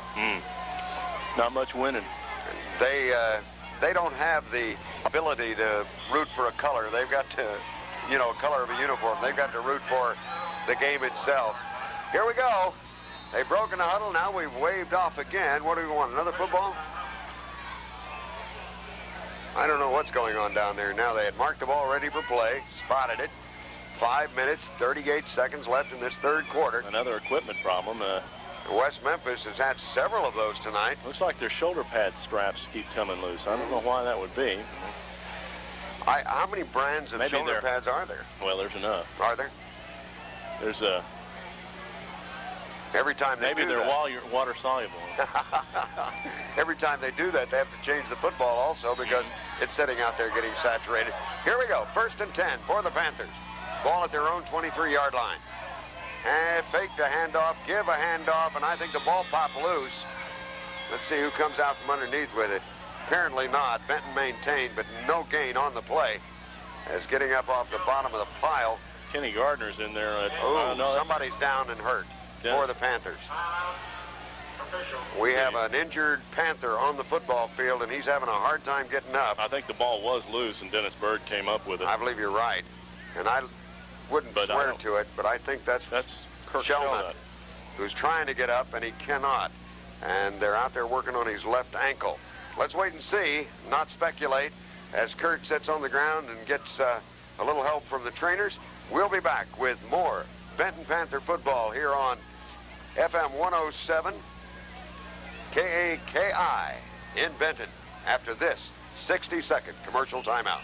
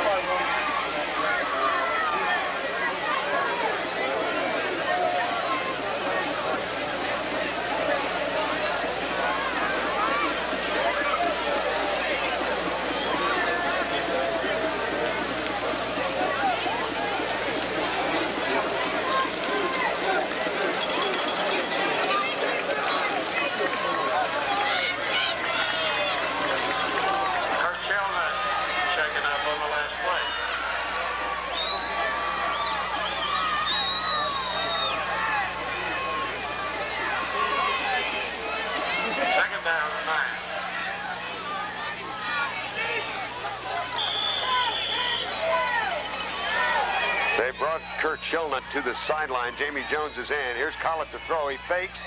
Now he backs off. He wants to still throw. The ball is knocked loose. West Memphis has it. The ball was knocked loose at about the 22-yard line as Collett was trying to bring it back in and throw it. His arm was pulled. The ball came loose. Collett lost the handle. Down went the ball, and down went 3 of the Blue Devils of West Memphis, and they came up with the recovery. So just like that, the complexion of this game really, really changes. Momentum really changes as well. Well, like as you said, tough break, and Benton's defense again put on the spot. And here comes that offensive unit of West Memphis. Straight ahead handoff that time with the carry. It looked like it was Granger. Granger on the carry, and he maybe picked up 2 or 3 as he ran into a whole center of that Benton line. I saw Bill Lincoln in on the play. I saw Heath Nix in there. Also in was Roger Barker. Kelsey Dedman was in on the tackle. And of course, Greg Mundy, the ever-present Greg Mundy in the middle of that line. So I don't know exactly who made the tackle, but they were all there. Pickup of 4 on the play. Call it 2nd down and 6. Here's a handoff to Bullens. Bullens trying to get wide, and Bullens cuts it back inside, down across, oh, it was Granger rather. Gets it down inside the 10, across the 5, and they're going to mark it right at the 5-yard line. So it's going to be 1st down and goal for West Memphis. Granger on the carry again. He's the workhorse inside, and Bullens the guy they try to get loose on the outside. They both got plenty of moves and speed. They're a tough combination. Now the Panthers' back is really against the wall. Straight ahead handoff, and a big pile up at about the 3-yard line. Nobody is yet down. Granger went into the middle and was stood up and stopped and surrounded by everybody, but never taken to the ground.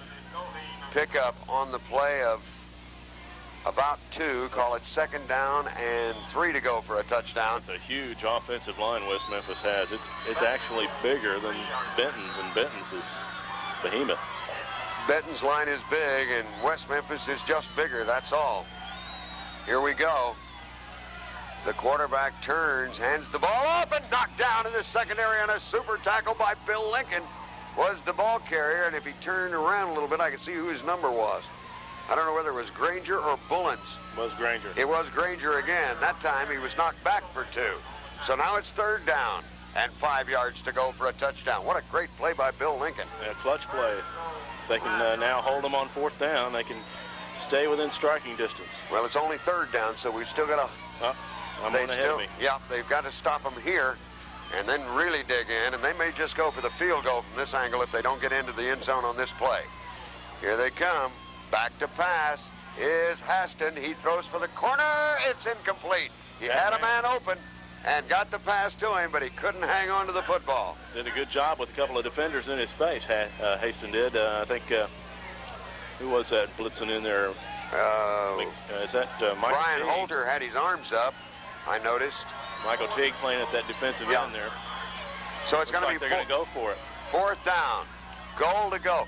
Well, even if they don't make it, they've left Benton 90 yards away from a touchdown. That's true.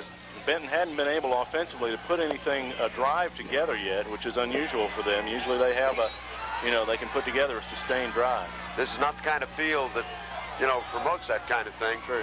Here we go, pitch back. This is Bullen with the ball, and I think he's going to be stopped short at about the 3-yard line.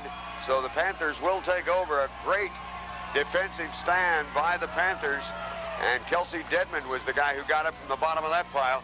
They tried to run Tyrone Bullens outside of tackle and inside of end on a kind of a modified sweep. It's really a power sweep. Yeah. They tried to run with both of the backs leading the way, and Benton did a good job of clogging it up. I was almost going to say the old student body right. I guess that's just about what it was, wasn't it?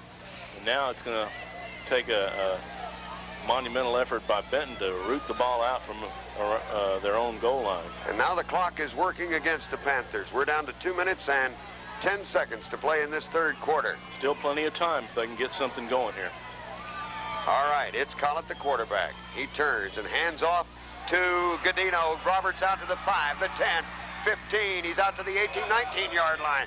Robert Godino faked a cut up inside, then broke it outside, and outran everybody but the secondary to bring the ball all the way out to the 18-yard line. What a play by Robert Godino. A fine run on a muddy field, and they pulled him out of bounds at the 18, got him into a good-sized puddle there and almost drowned him. Yes. You'd almost have to have an aqua lung to play on the sidelines here tonight. what was that old thing, sea hunt? Where's Lloyd Bridges when you need him? Yeah, really. They're working on Kurt Shelnut down here on the sideline. Kurt's got his head down, looking very dejected. I don't know how badly he's injured. We'll find that out for you as soon as we can. Here's a straight ahead, pop up the middle. Looks like Jamie Jones on the carry. Jamie takes it out across the 20. They'll mark it at the 21-yard line, so pick up on the play of 3. Make it 2nd down and 7. Jamie finally wound up on his back, way back. And that was Greg Rogers. That was Greg Rogers on the carry. Cliff Phillips has gone into the ball game now. They're running 2 or 3 different backs in there. Jamie backs up, for the most part, backs up Godino, and Phillips and Greg Rogers have been backing up Shelnut. So it's Wright, Rogers, and Godino in there. Here we go. Collett tries to cut it up inside. Got maybe, a couple on the play, no more than that, as he brings the ball out to about the 23-yard line. Give him a pickup of 1, call it 3rd down and a very long 7. 3rd down and a long 7 for the Panthers, as they need some kind of little bitty break right here. It's Robert Godino, Greg Rogers, and Randy Wright, along with Collett in the backfield. Collett fakes, cuts it up inside. He gets it across the 25, out to about the 26, 27-yard line. He's going to be a couple of yards short of the 1st down. It's going to be 4th down and 2. Mark the ball at the 27-yard line of the Benton Panthers. And that's the end of the 4th quarter. We've played 3 quarters of football. Benton trails West Memphis 17-7. We'll be back with the 4th quarter in 60 seconds.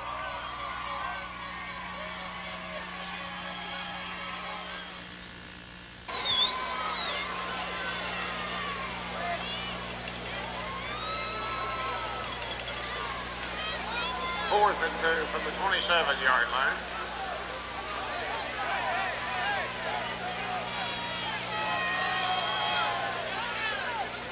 Chris Ramsey in punt formation for the Panthers. Fleming deep for the Blue Devils.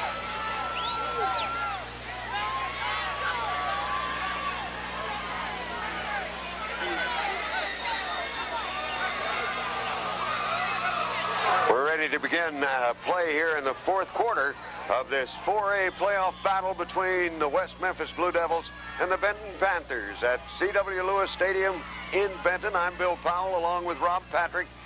12 minutes away from a decision in this football game. Back to kick, and it's a fake, and here's a run, and it is well done because everybody went for the kicker.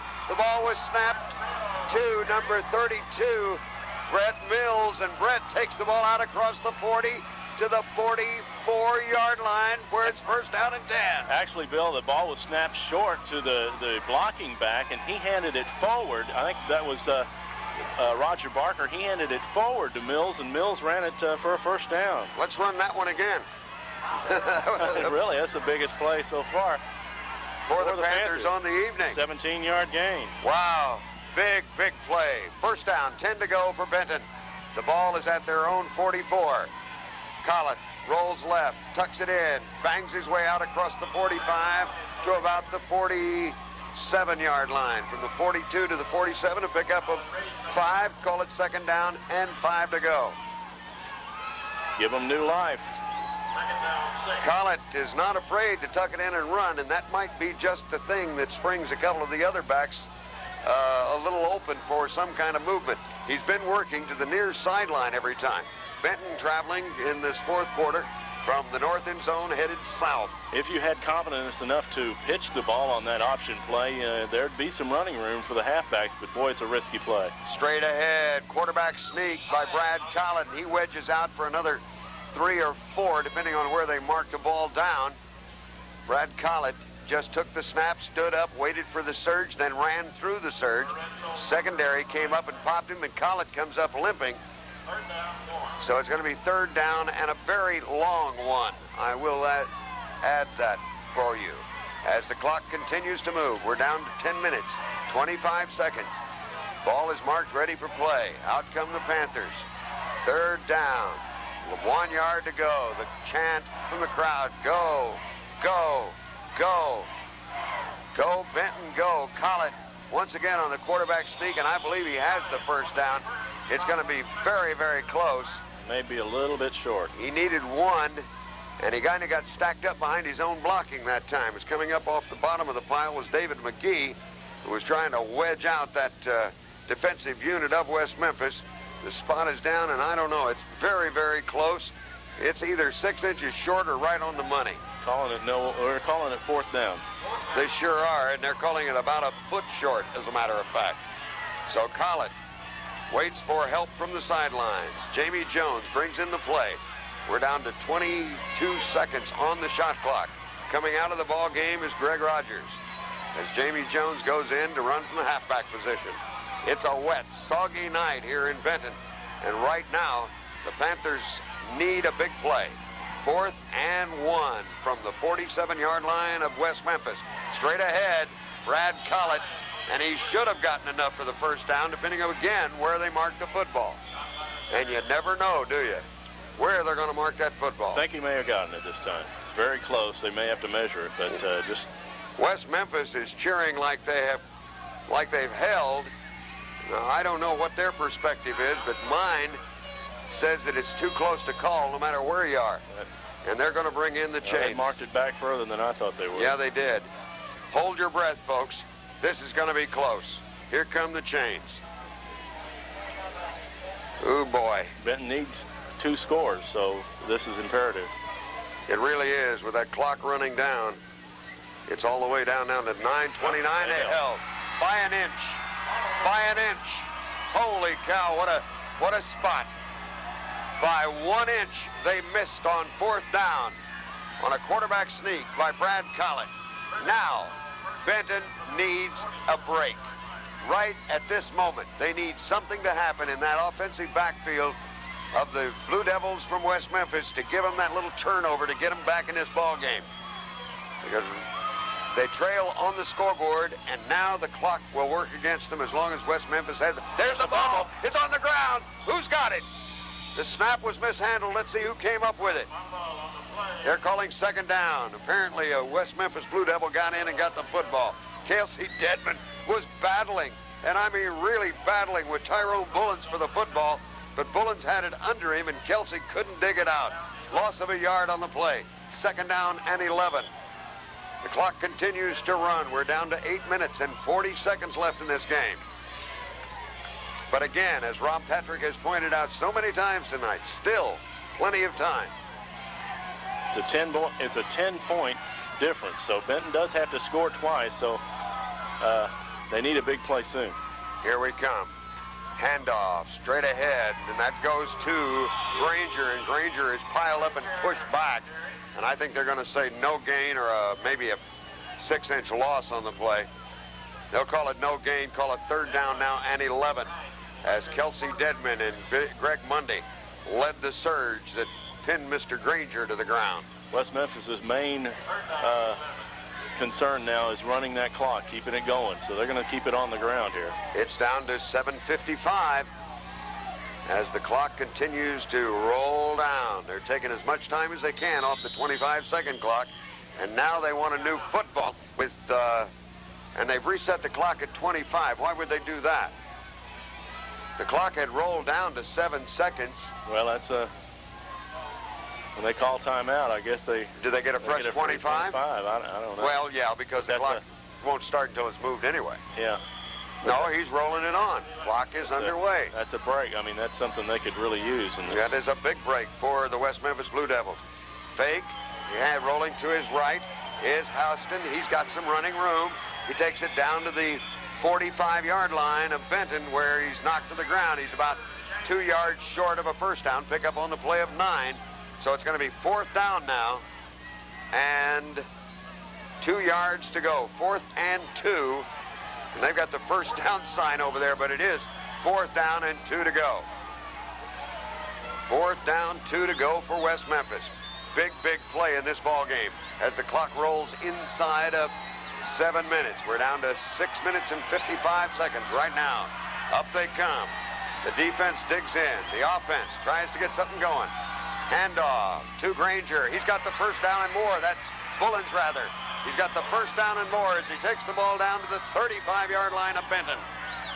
He was knocked down by Jake Goheen. And I noticed after the tackle, Roger Barker, who had a shot at him a little earlier, but still after a first down was made and missed, looked around and shook his head like, where did he go? I had him, and he missed me. They took a chance and shot the gaps and just picked the wrong gap to shoot. They handed it off to Bullens, and he got free for a good 10 yards. First down, 10 to go from the 35-yard line of the Benton Panthers for West Memphis. Bullens again. Same blocking, same play. He's got 5, 6, 7 yards before he can stop him. The man on the bottom, Jake Goheen, also in on the tackle, Aaron Windsor. And Barker and Lincoln were also in on it. Things are beginning to look a little dim for these Benton Panthers now. Looks as cloudy as the skies do tonight. 6 minutes and rolling, and West Memphis is rolling. Yes, they are. This is their best drive of the night, really. They're really eating the clock up. We're down inside of 5 minutes now, to 5 minutes, 55 seconds. They're doing to Benton what Benton usually does, and that is running the clock out. 6 seconds on the clock. Hand off to the fullback up the middle. On the carry, that's Rodney Freeman, the fullback, and he takes it down close to the 25-yard line. Again, I'll have to wait for a spot. It's about at the, we'll have to call it the 26, so it's going to be third down and 1. And right now, things, as Rob just said, are starting to look rather bleak for the chances of the Benton Panthers to advance into the next round of this 1988 Class 4A playoffs. But remember, it's been a pretty darn good year just as it stands. Here we come. A lot of courage and character out there wearing the maroon and white. Straight ahead handoff. Good for the first down as Jonathan Granger trips his way across the 25 down to about the 23. They stop the clock, and Benton wants a timeout with 4 minutes, 59 seconds left in this football game. And West Memphis well in control, 17-7. Nope, all he wanted was to change the ball. I was going to take a timeout, and I did see him wave timeout and point to Benton, did I not? The first down. Oh, timeout okay. for the first down and reset the chains. See what I was doing? I was watching the referee and not watching the chains. Here we go. Oh, and there's a movement on both sides of the line. I don't know what we're going to call, but everybody took the laundry out. There's yellow flags all over the football field. I don't know whether there was encroachment or whether there was illegal procedure, and that's what they're calling against West Memphis. Illegal procedure as their big offensive tackle, Levister Beard, jumped offside, and now the skies open up and the rain comes down harder. Couldn't be more fitting, actually. 4 minutes and 35 seconds and counting, 17-7. Benton is behind, and it looks pretty cloudy for the Panthers right now. And they've, as you said, they've had a tremendous season, and it's really tough to let it go.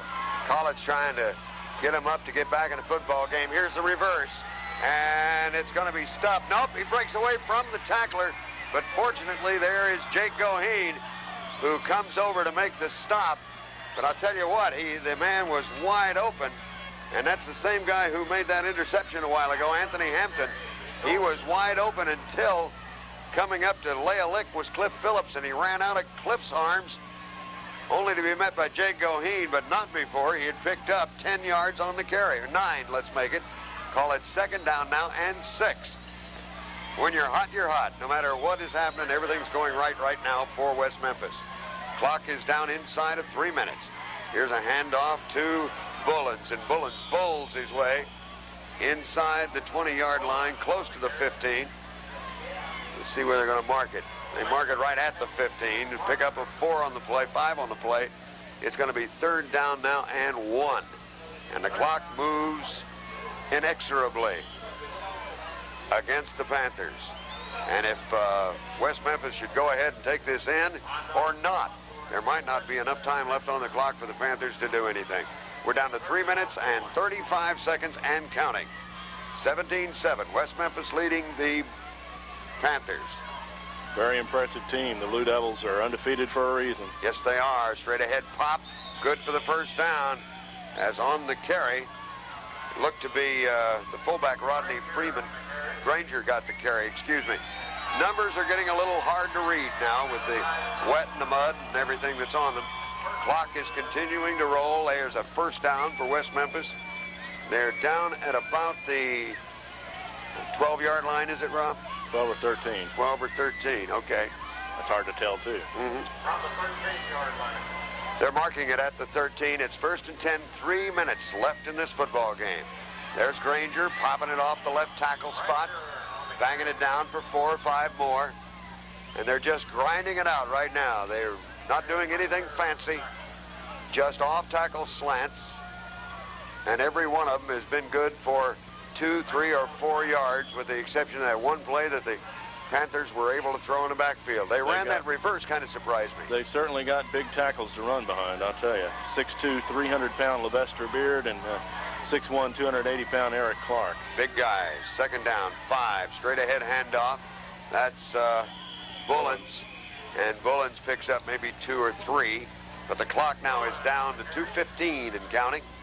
Mr. Long just entered the booth behind us. He doesn't have a football game to go to tomorrow, do you?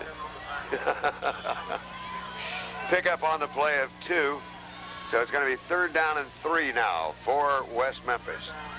And the clock now inside of 2 minutes, heading down toward that 1:50 mark as the Blue Devils take their time coming to the line of scrimmage. And well, they should. They're in control, they have the ball, and they have the scoreboard working in their favor. There is Bullens, and he's in for the touchdown. Bullens puts the finishing touches on quite a night for Bullens. 15 carries, 178 yards, and he scored two touchdowns? Three, all 3 touchdowns. All 3 touchdowns have been scored by Bullens. So that makes it 23-7, and that should just about put the finishing touches on the Benton Panther football season. But, you know, I have seen stranger things than this happen. Well, I tell you what, Benton has had a great season. I think, Bill, it's a little much to ask with a 141 to come back and score 3 times. It is much to ask, but it doesn't hurt to ask, does it? That's true. Here's the try for the extra point, and they will go for 1. Good snap, ball's down, kicks up, kicks good. And the PAT is good, and that makes the score 24-7 with 1 minute and 41 seconds left in this football game and perhaps in the season for the Benton Panthers. And I got to tell you, it's a pretty dejected bunch of Panthers that made their way to the sideline. Well, any team would be, and of course, Benton expects, they fully expect to win every game they come out here and play, and they've got that attitude, that positive attitude, and they believe in each other. It's really commendable and an impressive team, both emotionally and their character that they draw upon, and something to be. They must be proud of themselves, even in light of this 24-7 loss here to the Benton to the West Memphis Blue Devils. West Memphis is this may be the best West Memphis team that's ever been in the history of West Memphis. Yeah, right? And they've had some great teams. All right, here comes the kickoff. The clock, he scuffed the ball because he had to kick through water. It's taken in at about the 18-yard line, and busting it all the way out to the 40-yard line was Cliff Phillips. Cliff took the ball at about the 18, brought it all the way out to the 40. 1st down and 10, 1 minute and 37 left in the ball game. And into the game is Massinelli is going to quarterback the rest of the way out. A senior getting to finish up his career here playing quarterback. And boy, I tell you, what a great group of seniors. It's a small group of seniors, but they've been great leaders this year. What a great group of young men. Massinelli rolls to his left, cuts it up. He's going to be hit after a pickup of maybe 1. Massinelli had no place to go. The only thing he had, really, other than what he did, and that was to tuck it in and cut it back up, was he had Jamie Jones out wide for a pitch, but it's a dangerous pitch. There hadn't been many pitches tonight. I think West Memphis has thrown a few of them, just real gentle tosses. I really remember 1 real honest pitch. 2nd down and 9, a pickup of 1. We're down inside of a minute, all the way down to 45 seconds left in this season for the Benton Panthers. Massinelli rolls, pitches, ball's on the ground. It can't be picked up. It's kicked, but I think Benton finally got to the football. I think Benton finally got to it. The pitch was intended for Robert Godino. Yeah, they've thrown a flag into the pile there. They sure did. And Robert just could not get a handle on it. Coming up from the bottom of the pile is Greg Little, as he came up with a loose football. So it belongs to the Panthers. A perfect example of why we haven't seen many pitches. West Memphis, another West Memphis player is down. Boy, they're going to come out of this worse some than injuries. Bruce. Yeah, they're got a tough road to hoe. Next week they could be playing the #1 team in the state. They've called a clip on Benton That's after the fumble. That is strange. That's a strange call. First penalty of the night against the Panthers. Second, they had one that nullified another one. Well, that's true. Does that count as a penalty? Not necessarily. Not technically. Okay. But you're right. They did get flagged. Well, that's unfortunate, because that's probably how the young man got hurt, was on the what they have called as a clip. The man leaving the field and favoring very gingerly his right leg. Number 13, and I don't have a 13 on my roster. Do you? No, I don't. Okay.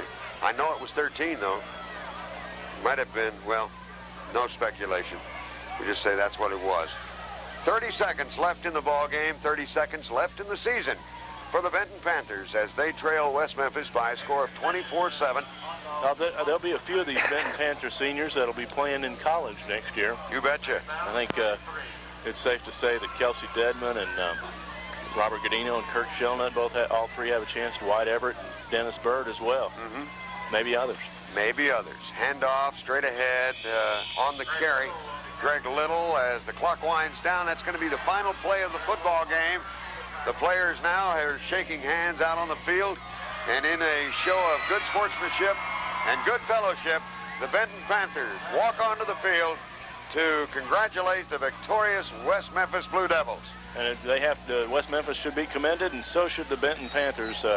Class group, and really playing in a season that they were expected not to do a lot. They're here and won 8 games, first time since 1977. A Benton team has won 8 games, and they did it, and they should be proud.